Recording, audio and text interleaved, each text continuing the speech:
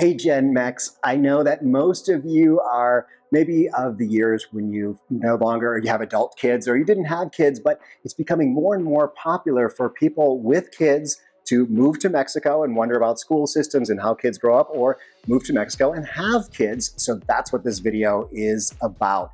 We're talking about kids in Mexico with extranjeros or foreigners as parents, and we've got a couple of different people who are going to be talking to us in this video, so you're going to get a lot of different viewpoints. It is specifically about La Paz, but a lot of this is going to apply to other parts of Mexico. So you're going to get some really great ideas if you're moving to La Paz or if you're moving elsewhere in Mexico. But we're going to start out with Chanel, and Chanel runs a mom's group here, and she is a mom. And let's hear a little bit about her story about her and her daughter in Mexico. Hey, I'm Chanel and this is Aria. I'm a former Canadian resident who moved to Mexico in 2018 and decided to start a family. So when I started this video, or started thinking about this video, I was only thinking about people moving down from the United States with kids and learning how to speak Spanish and things like that. But Chanel's a little bit different, and she has a lot of experience with other people, so she can bring a lot more to this than just her story. But I was curious about having kids in Mexico and how many people might be foreigners moving to Mexico and having kids. I know one person, a friend of mine, their daughter and her husband moved to Mexico down to Cabo and had their granddaughter down there. So it's really nice. Grandma and grandpa are really close to the grandkids in Mexico. But let's hear about Chanel's story. My daughter Aria is 4 now. She was born during the pandemic in 2020, and it was quite the experience going through childbirth during a pandemic. But you know what? The system here in Mexico was great. We had a very easy birth with cesarean, and it was so cost effective compared to what it would be in the United States or Canada. And during that time, we actually had a really hard time connecting with other moms, other parents, because there was no socializing. And so that's when I ended up searching for groups like a mom's group here in La Paz, and so that we could get to know each other and socialize our kids and have this type of experience. And I didn't find anything. So I decided to create the moms group for La Paz, which now has 450 members. Expat mamas that, know where to connect, ask questions, find out about the schools, the different sports events, all the things parents need to know. And in creating that group, we've created a pretty cool community that's able to answer questions, help out when somebody needs a hand. And it's been a really good resource. Yeah, actually a little backstory here. So I've been asked for this video for a while. People have been asking me for this, and I've been like, well, how do I get into meeting people who have kids? And I knew there was this Facebook moms group, and I was like, well, how do you bust into a Facebook moms group? And then I found out that Chanel was the head of this group, and I was like, oh, this is going to be really easy now. So this is a resource that sounds like it exists, just like Facebook expat pages exist in every expat destination in Mexico and probably around the world. Facebook moms groups do too, probably in the US, all over the world too. So let's hear a little bit more about the moms group here. So when I was looking for this moms group, the closest I could find was in Cabo, which it isn't really helpful for here in La Paz. And so once I created that group, it was amazing to see how many moms started joining. And in that search, especially in the pandemic, what we did was connect for play dates and get-togethers and ideas of what we could do with our kids and where we could go with social distancing, and just it became such a lovely resource. And now some of those play dates that we fostered then, those relationships, are some of our children's best friends, and the group has grown so substantially that new moms that are thinking about coming to La Paz, or even if they're coming on vacation, they check out our group and join it so that they can see what activities they can do, ask really helpful questions, and get real answers to those questions from people's experience. And you guys might know that I'm not a huge fan of Facebook, but Facebook groups are so helpful when you're living overseas. And also, a lot of the communication in Mexico happens either by Facebook Messenger, or WhatsApp is probably a little more common. Email, really not a huge thing down here. Website's not necessarily a thing, but Facebook pages definitely. But let's get into some of the real information, like what her experience has been with putting her daughter into, I guess it'd be preschool. So I put Arya in preschool at Montessori for Tutoring. This is her second year, actually. And it's been such a lovely experience. You can see, if you follow Montessori, which I already did prior to enrolling her, was that these principles and the style of Montessori was right for our family. There's a lot of different options for school, but this one seemed to make the most sense. And Arya, she started Montessori 18 months old, I believe she was, and now she's 4. So she's growing with the classroom. The school is bilingual, so they have one teacher that speaks Spanish all day and one teacher that speaks English, which has been so wonderful. When she started, she only spoke English, and today's date, she is fully bilingual, and I'm very proud of the transformation of her language skills that have come along in school. I so wish that I had learned Spanish as a child, or even a high schooler or something, because you just learn so much more. And it's one of the things with kids, it's the perfect time to put them into a school because they can really absorb the language. One of the schools, I think, teaches multiple languages to the kids. But let's hear one of the things here is these, I don't see school buses driving around. So let's hear about getting the kids to school. Getting the kids to school is an interesting challenge here. There isn't school buses, so we do have to be at school at a certain time every morning, and that has been a challenge, especially in preschool. I find that the school system is a little more rigorous on punctuality here. And for example, our entry is between 8 a.m. and 8:15 for her class. If you're not there by 8:15, the gates are closed, and you got to figure out what you're doing with your kid for the day. So, I mean, with a toddler, that can be a challenge.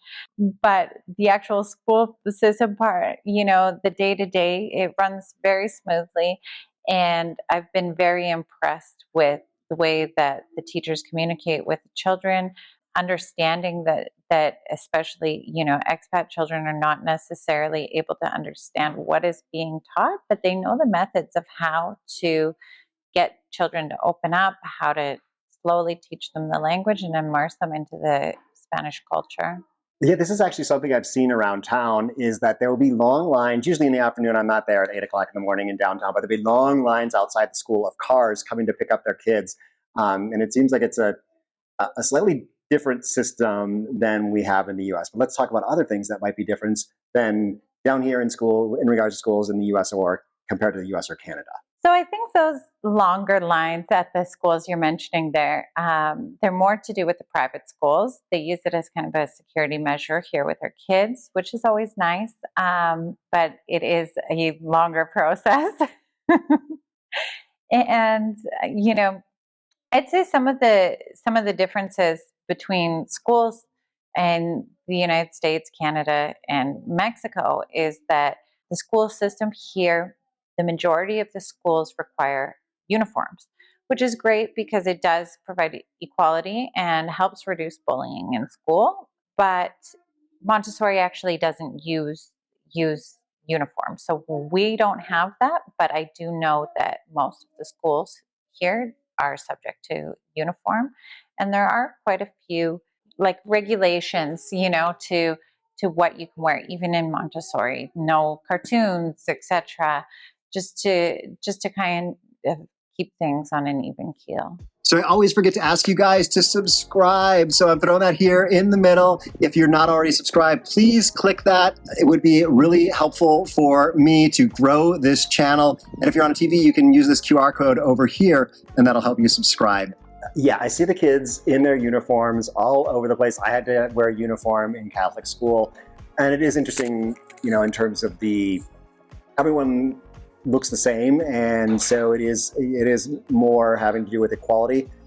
On the flip side of that, there is a problem of really, really poor kids not being able to afford the uniform or shoes. And I know there's some nonprofits that you can support that will help give these kids the things they need to be able to get into school. But let's hear about kind of the way kids are accepted if they're coming from a different culture and mixing in with the culture that's here. And I mean, we are talking mostly about private schools.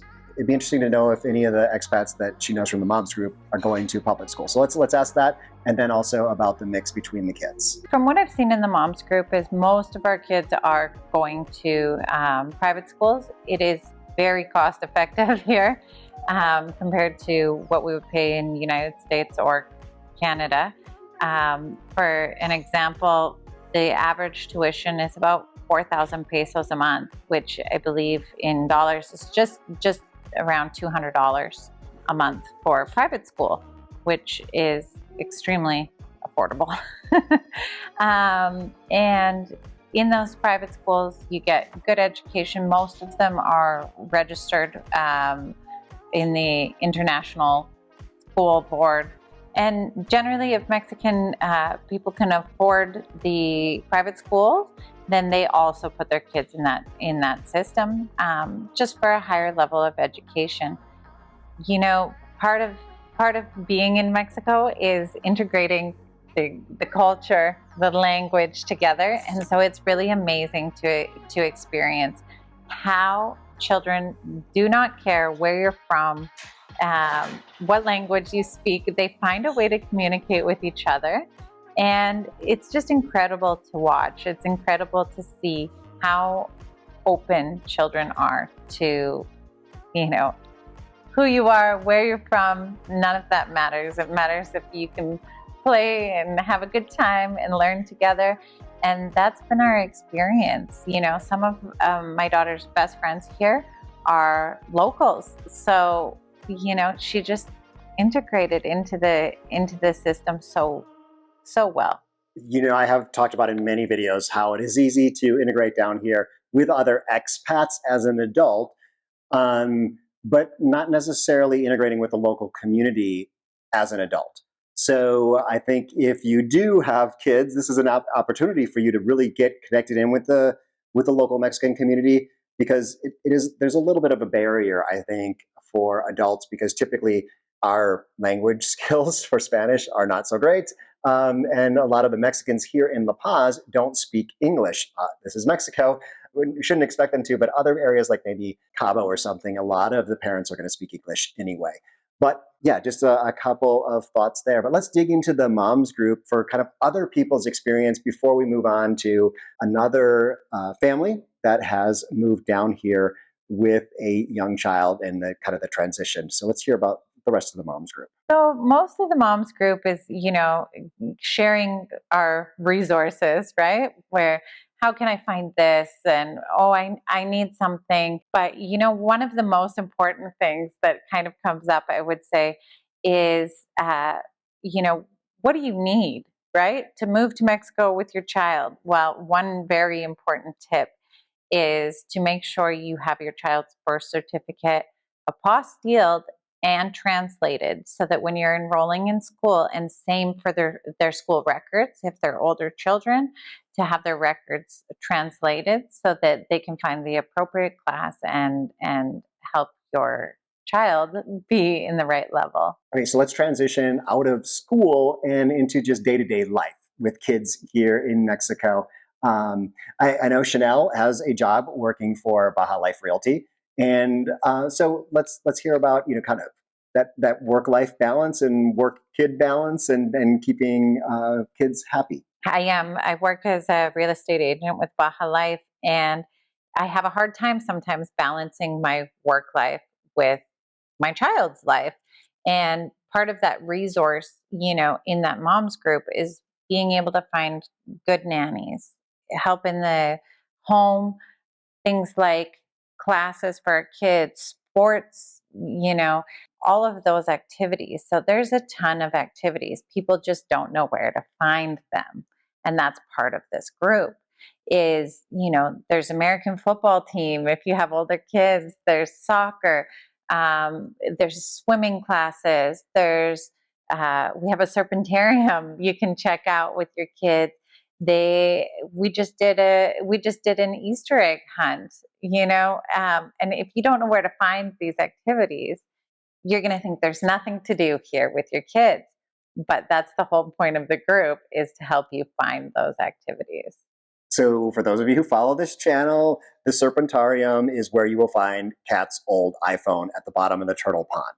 But let's go into other things about having kids, is clothes and whatnot. I don't have kids, so I'm not exactly sure what to ask. Getting clothes here for kids can be a bit challenging sometimes. The selection is not the greatest, and we all know kids grow out of clothes as fast as we blink our eyes. So what me and a lot of the other moms that I know do is we either wait till we have a trip back home to buy a whole bunch of things for the new season, or we end up ordering a lot of stuff on Amazon, Mercado Libre, great resources, or go on a little trip to Guadalajara. They have the outlets, and a lot of moms will also be traveling and say, hey, do you need me to bring anything back for you? Because there are some hard to find items, especially if you have babies. Babies, or probably teenagers with really big feet. I know that's one thing here. For the most part, really big clothing is harder to find. Tall, size 13 shoes, stuff like that. But there's something actually that Chanel covered a little bit, was help. So I'd like to know, her perspective from the moms group. What about the idea of hired help, of nannies or folks like that? So definitely most of the moms that I know here have some kind of help, whether it be a nanny or a home keeper. And I think it's been important because just having that extra help at home, allows us to have more time with our children, whatever way it works. And part of the moms group again is sharing, experiences of who is good nannies to hire, who is trustworthy, because of course everybody has that, welcoming somebody into your home that you don't know, or maybe you don't even speak the same language as them, right? But it is amazing, the workers here, their level of care with the children. The Mexican people love to take care of children, and I just remember even being pregnant here, and people, just everybody wanting to touch your belly, because the culture embraces children. Oh yeah, please, honey. She's like, what? I got to wash my stuffed animal. So I want to dig into details of, I know you guys love to hear how much things cost, and especially when you're talking about services, they're usually very affordable in Mexico. So in the home, if you have somebody helping you housekeep, or with meals, something like that, generally it's about 100 pesos an hour.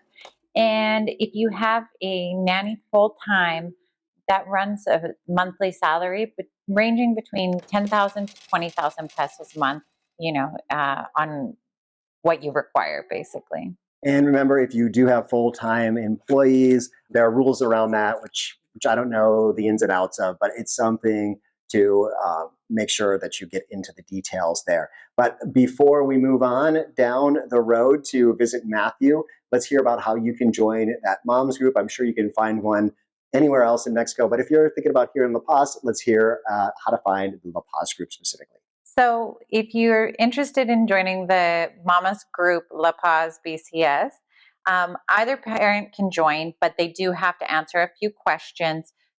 Whether you live in La Paz, whether you have children, two very important factors. You do not have to live in La Paz to join the group, but we do like to know where you're coming from, and that you do have children. And there is a link down below to that Facebook group. There's also a link down below if you'd like to work with Chanel on purchasing a house in La Paz. That's possible too. But let's head on down the street just here. Just over there is my next interview with Matthew. Okay, so now let's talk to my friend Matthew here. We actually just met only a few weeks ago, but have a friend in common from way back in my high school days. He's also in a video that I'm working on about his move here, but in this video we're talking about mostly his daughter and her experience in schools here in La Paz. So let's meet Matthew. Rory was a little bit too shy to go on camera, but let's meet Matthew, and he's going to tell you kind of her story, but also her, kind of the parents' guide to schooling in Mexico. I'm Matthew. My wife Deborah and our daughter Rory moved here 2 years ago, and our daughter's 12 now. So I met Rory, actually, she was volunteering at a fundraiser for Baja dog sterilization, and then she was out volunteering on the beach. So I want to hear a little bit about what it was like when she first came here and finding a school and, you know, that type of thing. When we moved down here, we'd already toured a school, an international school, before we made the decision to move down here, because that was important that we knew where Rory was going to land. St. John's is a well-regarded international school here in La Paz, where if your style of education that you want for your kids is very high standards, then this is probably a great fit for you. They teach Chinese to all the kids. They teach, or Mandarin, I should say, French, Spanish, and English. They do yoga, there's swimming, they have a pool. There's, of course, math and science and all those types of classes. And it's, you know, it's 7:30 in the morning till 3:30 at night. But this is the school where the kids that graduate there are definitely going off to college. If you have a different type of educational system in mind, there's several Montessori schools here. So Rory did go to St. John's briefly for a little bit, and then we switched her over to a Montessori school last year. She did great. And that's much more the student sort of leads where they want to learn, and then the teacher incorporates math or science or English or Spanish into whatever projects the kids are working on. So it's student led, and they're very motivated because it's something that interests them, and then they don't even sort of realize that, oh, there's math in this too. That's a great school, Institute of Futurum Montessori here in Chimetla area. There's a lot of different other schools. There's the public schools, which I don't know anything about. And there's another private school that's a little more Spanish and English. It's half the day in Spanish, half the day in English. So a lot of the local families send their kids there to learn English. And Rory's friends go to that school, and they seem to really enjoy it. That's Pino Pius. And actually, we are considering sending Rory to that school next year. The number one thing that I could definitely say has been Rory's challenge is acclimating with the language. Now, she is brilliant and learning it really, really fast. But had we done this differently or done this over, we would have had her learn as much Spanish as we could have possibly crammed into her head before we got down here. St. John's is, we thought it was going to be more English involved, more English-speaking teachers. There wasn't. So that was why we switched to a different school. But if your kids know even some basic Spanish, they can get along really well and integrate into the community. There's lots of different activities for kids here. I mean, it's the state government, so it's all families here. And there's pickleball, there's flag football for boys and girls. Rory does a lot of marine biology events throughout the year. It's funny with marine biology. It's kind of this joke in La Paz amongst the certain groups of people that you can't like walk into a bar without like bumping into 3 marine biologists. This place is like kind of the place in Mexico to learn marine biology. So there's multiple schools that teach it here at the college level or advanced degrees. And so it's great if your child has interest in that. This is the place. I just went last week to a Spanish-English meetup where there were people learning English and Spanish. And in my group of 4 people, one of them was a marine biology student. So this is a place for that. But let's hear a little bit more about that challenge with learning Spanish and how much Spanish she spoke before, how much Spanish her parents spoke. So prior to moving here, none of us actually spoke any Spanish. Deborah spoke some French from high school, and we got Duolingo for the trip down, and we were trying to learn as fast as we could. Since we've been here, we put Rory with a private tutor twice a week for Spanish. Her accent is literally like a local. If you were on the phone with her, you would think she was from here. And she's really, really progressing really fast. I am taking it much slower. My proficiency in languages is not quite as good. And Deborah's coming along really well as well. It's amazing how many people speak English here. You can get along with a rudimentary Spanish fairly well. It is always better to learn the language. I think you're going to feel a lot more comfortable in your activities here, and it opens up a lot more opportunities to meet different people and do different things. But we're really proud of Rory's Spanish ability. She's doing great. Yeah, actually, this morning I just met with some folks from Acton Bank, and they came up from Cabo, and we were talking about the difference. Like, we were at a coffee shop, and at the coffee shop, they only spoke Spanish there, and it's a great opportunity to learn when you're essentially forced to speak Spanish on a regular basis. Yesterday, I was down at the Water Bureau, and of course, they only speak Spanish. But in Cabo, everyone seems to speak English there. So it's really, if you want to learn Spanish, the more you're forced to learn Spanish, the better when it comes to being down here. And of course, if you're a child and you're in a class where Spanish is the main language spoken, it is a great way, especially kids, they just soak this stuff up. But let's hear about maybe unexpected things that these guys have come across. So one of the things that we had read about medical and dental here is outstanding. I got stung by a stingray because I stupidly stepped on it one day, right through the foot, and we were at the hospital. I was seen within 2 minutes. They took care of it, and it was maybe 300 pesos at the emergency room. My daughter just got braces, and I think it was less than $500, probably less than that. And it's top-notch work. So we were pleasantly surprised that turned out to be the case, obviously, because that's important. I think the thing that surprised, I don't know, I feel like I'm surprised every day, but how quickly people sort of open up to you here, the locals, and how friendly and caring. I feel like we've been adopted by several different families here, and maybe that's because my daughter's cute and funny. But we get invited to birthday parties and quinceañeras and all sorts of different things, which are epic here. They go on all day, and there's so much food. You're just going to be rolling out of their fat. And it's all family. It's the generational families all living under the same roof, or extended families even. And it's a big family oriented family place. So in my other video with Matthew, we talked about whether, looking forward, what was life going to look like for him about when he turned, in mid-40s or so, and what was his daughter's life going to look like. So let's hear kind of his take now that they've made the jump. She's in school in Mexico. Is this really what they had hoped for their daughter? So one of the things that was important to us in coming to Mexico was really trying to open up the world to Rory, and so she could see that life isn't necessarily what it was like in Bellevue, Washington, or Bellingham, Washington. That there's a big world out there, and a lot of different types of people that live a lot of different types of ways. And the buying Amazon sort of mentality that we had developed, where everything could just be delivered the very next day. So why wouldn't you get it, kind of thing. We didn't want that anymore. And now, while it's to say there is still, of course, commercialism in Mexico and materialism to a degree, it's not nearly the same.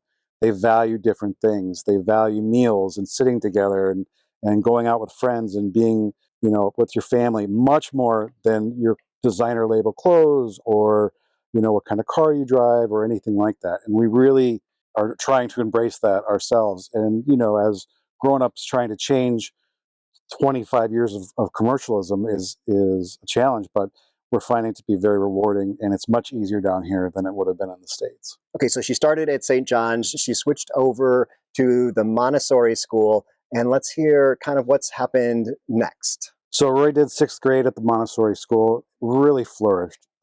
She had a really great year sort of growing up, and we were very impressed with it. It was a brand new school that started during the pandemic, and a group of families got together and decided to make this school. So it was their first year, and they had not planned on doing a secondary school, which would be 7th grade here, but there was some interest, and so they decided for the next school year that they would do a secondary school, which was great for us. Well, we started and we thought there'd be 8 or 9 kids, and it turned out to be 2. So it wasn't really a good fit for Rory anymore. So currently we're homeschooling her for this year, and she's doing really well. She's kind of thriving at that as well.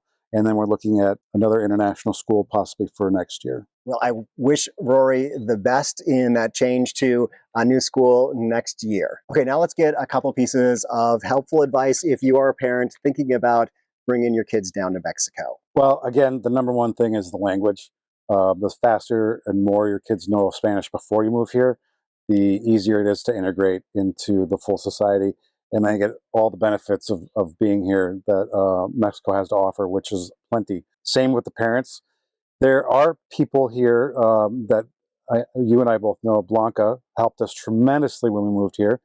Her specialty is easing the transition for Americans or Canadians that are moving to La Paz, whether that be banking or any bureaucracy, which is considerable here, and or power, cell phone, cable, buying a car, registering your car, anything you can think of, setting up bank accounts. She's amazing.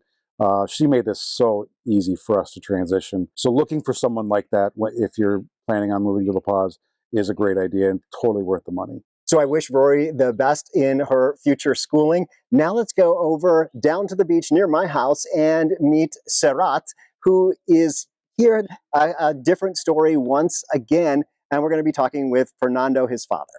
So I've now moved down the hill to the beach, and I just did an interview with Fernando. And if that one's available, you're going to catch it up in one of these corners to hear about his life in moving back to La Paz after many, many years. But let's talk with Fernando and Siria about their son, Serrat, and he's going to join us in just a moment. But we're going to get the parents' perspective first on moving your children to Mexico. Hello, I'm Fernando. And I'm Siria. I was born here in La Paz many, many years ago, and I moved to Arizona, where I finished my college, and I met beautiful wife, Siria. Yes, I'm a native Arizonan, born and raised in Arizona. And I met Fernando there, and we've been together since. So somewhere down the line, they added to their family. So let's add Serrat to the mix and talk about kind of when they started thinking, hey, we'd like to retire, we'd like to be in Mexico. Maybe Mexico's a better place for Serrat too. As we were raising Serrat, we were concerned about some of the stress living that we are used to, the rat race in the United States, in Arizona specifically.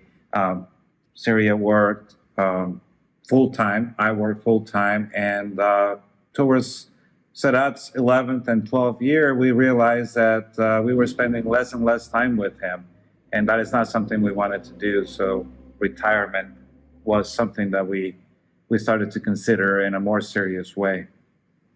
Yes, we were beginning to think, we were driving a lot of miles per day, and it was just like run, rush, and the life there is, just go, and less family time. And we just said, let's turn this around. We have an opportunity. Let's take it and see what happens. And that was around that time that we picked where to do this. And La Paz was our number one choice, although we did look at other places, not only in Mexico, but also outside of Mexico. But we came back to La Paz over and over because, number one, we have family here. Number two, it's a great place to live. It really has a lot to offer, from restaurants and medicine, and obviously the natural beauty of the beaches and the ocean. So that afforded us the opportunity to stop working and also try to raise our son in an environment where he was more in touch with us. So we were always available. We are always available for him. Also with his grandparents, which just lived downstairs. And in a culture that we believe it slows down things and embraces more relationship than in the United States. Okay, so let's add Serrat into the mix and hear his take on all this. Okay, Serrat, so how do you feel moving here? Were you nervous? No, not too much. Okay. And so when you joined the school, did you make friends quickly? Quickly. So Sarat finished 6th grade up in the States, and did I just do that right? 6th? Okay. And then moved down here. So let's talk about choosing a school and kind of the transition into this. So we did a lot of research. We joined some groups like Mamas of La Paz, asked around, what their ideas were, what schools could they recommend. And we looked around also and found all the different types of schools, Montessori's, the bilingual schools, St. John's, and we ended up doing a bilingual school. We went to their websites, we went to their Facebook pages. We also toured the campuses. Well, I did not. Fernando did. Yes, I took the time to come down here specifically to tour 3 or 4 of what we thought were the schools that were going to fit our son the best. It's important to consider your son's personality when you're making a decision for the school as well, because the school that we ended up settling with, it's a little bit more relaxed. The moment that we walked into the school, that I walked into the school, I heard kids screaming and the laughter out loud, and they were running and chasing each other, and that fits more into our son's personality. Other schools, they were very, very rigid and with a much higher level of discipline being taught, and also from the kids, and that works for some other kids. I just didn't think it fit as well with our son Sarah. What I can say is when he first started school, that they're in different group levels based on the knowledge of the English language. And what I noticed was that they were very embracing, because even the kids that knew less Spanish would come up to him, introduce themselves to him. So I felt like he had a good experience starting in a new school with Spanish-speaking kids. The first couple of months, couple of weeks, and it carried through, he was able to come home and tell me, wow, one of my friends told the teacher, wait, you're going too fast. Remember, Sarat is here with us and he's trying to take notes. And his friends from his own classroom, even from a different grade, would just come over and just start introducing themselves, which made Sarat's apprehension really, he didn't have a huge level of apprehension. However, the little that he had, it just dissipated within the first, second, or third day. It was gone completely. So is English spoken in the school? Are the teachers speaking English, or are they speaking Spanish? The teachers, or this particular school, teaches different subjects in English all the way up to 6th grade. But of course, Sarat was starting in 7th grade, which they no longer teach different subjects in English. However, they do teach English. So Sarat can benefit from that a little bit. And both your parents speak Spanish, right? Mm-hmm. So should they just speak Spanish to you all the time? I think they should. All the students know English. And I would say all, but maybe one of the teachers are very proficient in English. And that can have a huge benefit to somebody that doesn't know Spanish, but also can slow down a little bit the learning curve, because all his friends know English and all his teachers know English. Okay, so the kids that he's going to school with speak English, but I think here in El Centenario, the local kids that I see going to school here, I don't think they're being taught English. So what about interacting with kids outside of the school situation? When you're deciding on moving to La Paz, maybe it would be a good idea to think about the areas that you're moving into. We decided to move into El Centenario. We haven't found any children in our area because it's mostly retired people that live here. There may be children that are our son's age that live around here, but maybe they're more located in La Paz, like in the central area. Yeah, if the interview with Fernando is available, you'll find it around here. We are on the beach. And so I think most of the kids that I see are living in the kind of the town of El Centenario on the other side of the highway. So it is a little bit different here. And it's something I wouldn't have really thought of. We don't have kids, but something to think about is not only the school that you'll put your kids into, but the neighborhood that you'll move them into and what will be their experience meeting other kids. So when it comes to public schools versus private schools, based on the research that I've done, most of the public schools offer a rather high level of education, high quality, and they do a very good job academically. It's just a matter of whether or not you want to assist your child's language barrier in a private school, and that's where you're going to benefit the most with the English-speaking alumni, as well as current students and teachers. But public schools, remember, here, as far as I understand, it doesn't matter where you live. You can take your kids to any public school in the city. You're not limited by, well, this is your zip code, this is where your schools are, and that's it. As long as you're willing to drive them, they're willing to teach them. So what should other parents think about when moving to Mexico? That they shouldn't be worried about the language barrier and your kid being bullied, because it's just fine here. It's pretty much the same over there, except different people. Something else that's a little different that you should know about is, in the States, we're used to having our kids do after-school sports. The private schools, they have their after-school clubs and stuff, but they're limited. So everything else, like if you want them to join, sports like football or tennis, swimming, that's all going to be separate. You have to look for it. Maybe in the Mamas of La Paz group, you can find and get recommendations about different groups in La Paz or in the areas that you live in. Yes, I know the pickleball club where I go has starting regularly to do kids pickleball. So definitely start them young on pickleball. They're going to need it when they get to retirement.